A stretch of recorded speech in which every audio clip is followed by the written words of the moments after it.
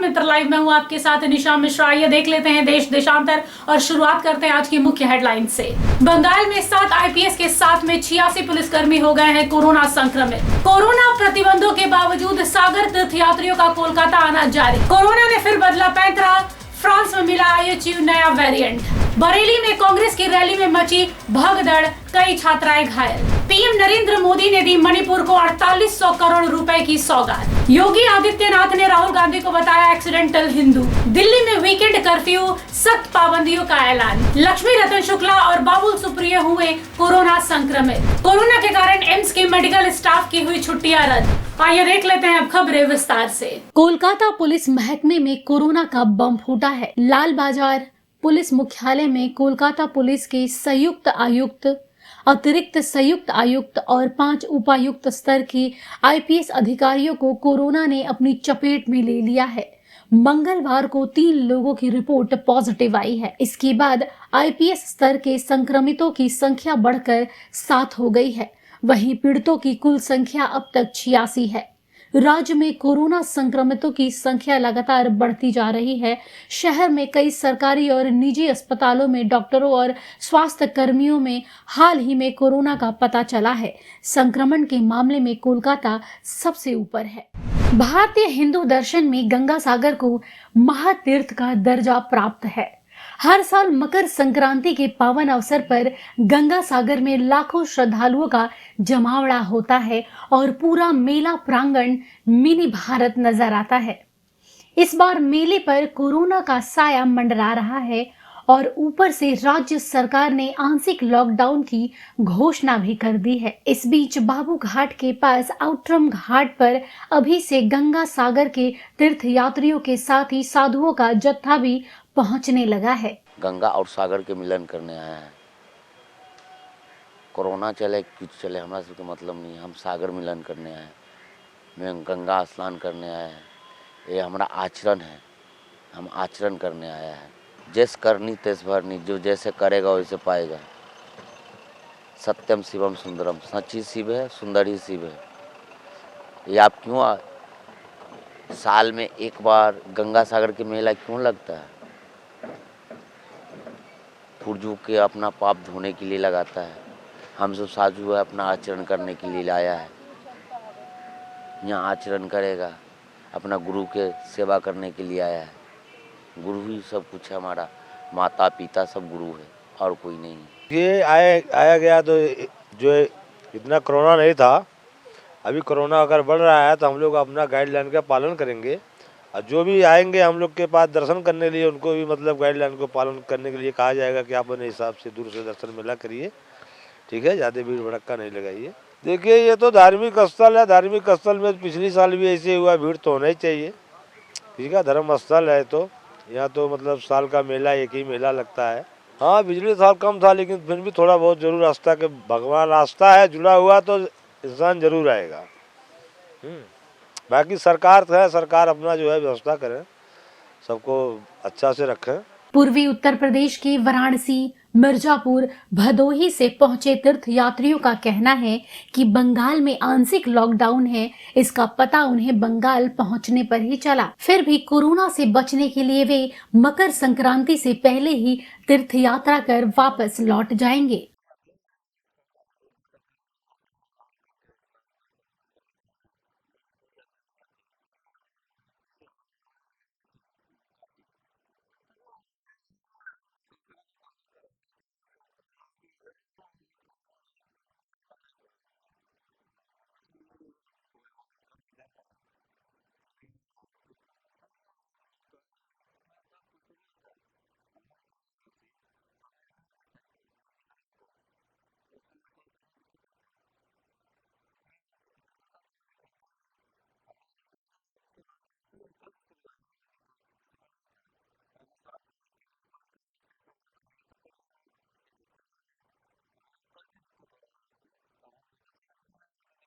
हम लोग तो यहाँ कन्याकुमारी यहाँ दर्शन के लिए आए थे, हम लोगों को पता नहीं था और दर्शन करके चले जाएंगे और क्या करना हम लोगों को। नहीं, वहाँ भीड़ नहीं था, हम लोग गए थे तब नहीं, हम लोग वहाँ से करके आए हैं।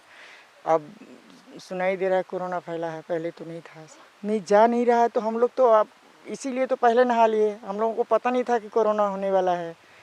और हम लोग तो पहले स्नान कर लिए, अब हम लोगों को गंगा स्नान नहीं जाना है। खिचड़ी पे जो 14 तारीख को लगेगा, हम उस पे नहीं जाएंगे। समाज सेवी संस्था के लोगों का कहना है कि कोरोना की वजह से तीर्थ यात्रियों की संख्या में कमी तो आएगी ही, लेकिन कोरोना प्रोटोकॉल को मानते हुए तीर्थ यात्रा भी होना अनिवार्य है। देखिए, प्रतिबंध जो लगाया गया है, जो आया है अभी कोरोना काल का नियम, तो हमेशा देख रहे हर साल आ रहा है। अब तीसरा लहर है।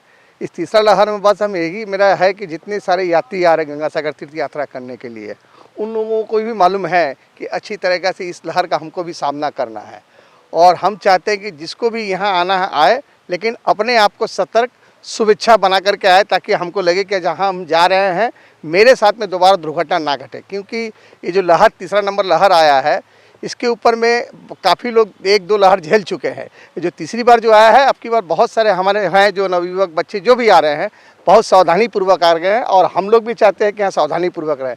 जैसे टोटल डिस्टेंसिंग, जैसे डिस्टेंस बना के रखना है, सैनिटाइजर का व्यवस्था करना है, और भी हिसाब से उस तरीके का हम लोग को ज़्यादा ध्यान देना पड़ेगा, तभी ये रुक सकता है, नहीं तो नहीं रुक सकता है। दुनिया अभी ओमिक्रॉन वेरिएंट के संक्रमण से जूझ ही रही है कि इस बीच एक और नए वेरिएंट की दस्तक से पूरी दुनिया में हड़कंप मच गया है। ओमिक्रॉन के बाद फ्रांस के वैज्ञानिकों ने कोरोना के एक और वेरिएंट IHU का पता लगाया है। मीडिया रिपोर्ट के माने तो IHU वेरिएंट 46 बार अपना रूप बदल चुका है।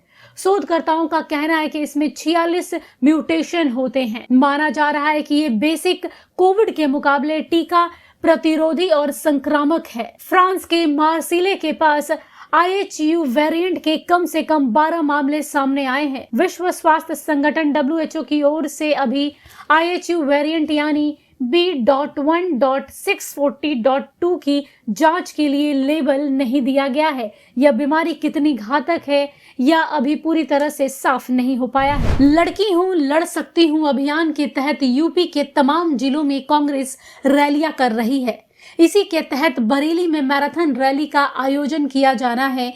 बरेली में आयोजित इस मैराथन रैली में अचानक तब भगदड़ मच गई जब अनुमान से अधिक छात्राएं इसमें शामिल हो गईं। बताया जा रहा है कि इस दौरान अव्यवस्था के चलते कई छात्राओं को गंभीर रूप से चोट भी आई है। इस भगदड़ के बाद सड़क पर बच्चियों के जूते चप्पल बिखरे पड़े नजर आए हैं। इस घटना के बाद कांग्रेस नेताओं ने साजिश की ओर इशारा किया है और कहा है कि कांग्रेस के बढ़ते जनाधार की वजह से इस तरह की साजिश की गई है। पीएम नरेंद्र मोदी ने मंगलवार को मणिपुर और त्रिपुरा को 4800 करोड़ रुपए से ज्यादा की 22 विकास परियोजना की सौगात दी है। उन्होंने इम्फाल में इन परियोजनाओं का उद्घाटन और शिलान्यास किया है। इसके बाद पीएम मोदी ने जनता को संबोधित करते हुए कहा है कि 21 जनवरी को मणिपुर को राज्य का दर्जा मिले 50 साल पूरे हो जाएंगे। देश इस समय अपनी आजादी के 75 वर्ष पर अमृत महोत्सव भी मना रहा है।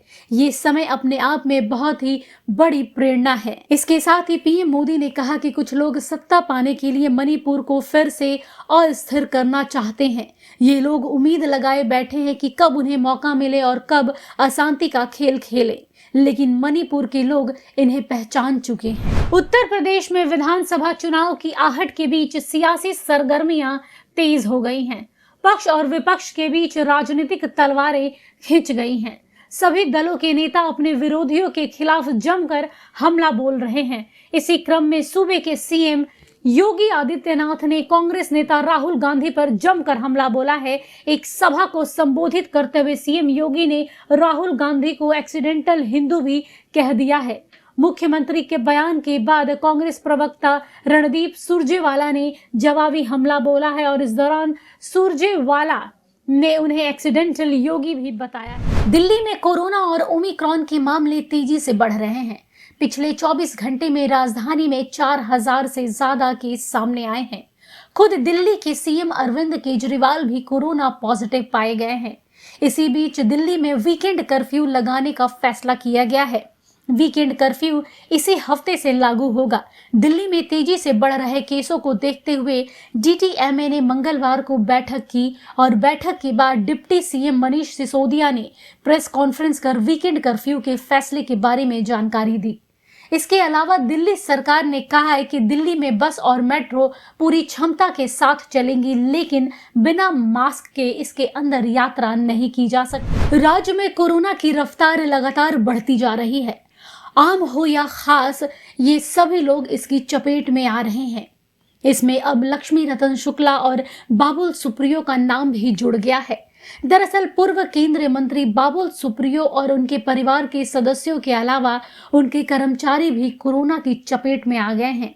बाबुल सुप्रियो ने मंगलवार को ट्वीट कर यह जानकारी दी है। इसके साथ ही पूर्व क्रिकेटर लक्ष्मी रतन शुक्ला की भी कोरोना रिपोर्ट पॉजिटिव आई है। गौरतलब है कि बाबुल तीसरी बार कोरोना संक्रमित हुए हैं, वहीं उनकी पत्नी और पिता दूसरी बार इसकी चपेट में आए हैं। बाबुल ने इस बात पर चिंता जताते हुए कहा है कि उनके पिता 84 साल के हैं और ये चिंता का विषय है। कोरोना वायरस के मामले में आई जबरदस्त तेजी को देखते हुए अखिल भारतीय आयुर्विज्ञान संस्थान यानी एम्स ने दिल्ली के डॉक्टरों और मेडिकल स्टाफ को तुरंत काम पर वापस लौटने को कहा है।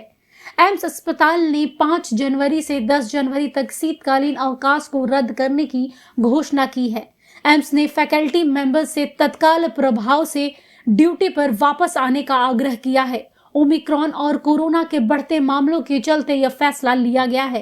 एम्स ने अपने सर्कुलर में कहा है कि यह सूचित किया जाता है कि कोविड-19 और ओमिक्रॉन महामारी के मद्देनजर सक्षम प्राधिकारी ने शीतकालीन अवकाश के शेष बचे 5 से 10 जनवरी को रद्द करने का फैसला किया है। सभी फैकल्टी मेंबर से तत्काल काम पर लौटने का आग्रह किया जाता है। आज के लिए देश देशांतर में बस इतना ही। कल आपसे फिर मुलाकात होगी, तब तक देखते रहिए भारत मित्र लाइव की अपडेटेड न्यूज। नमस्कार।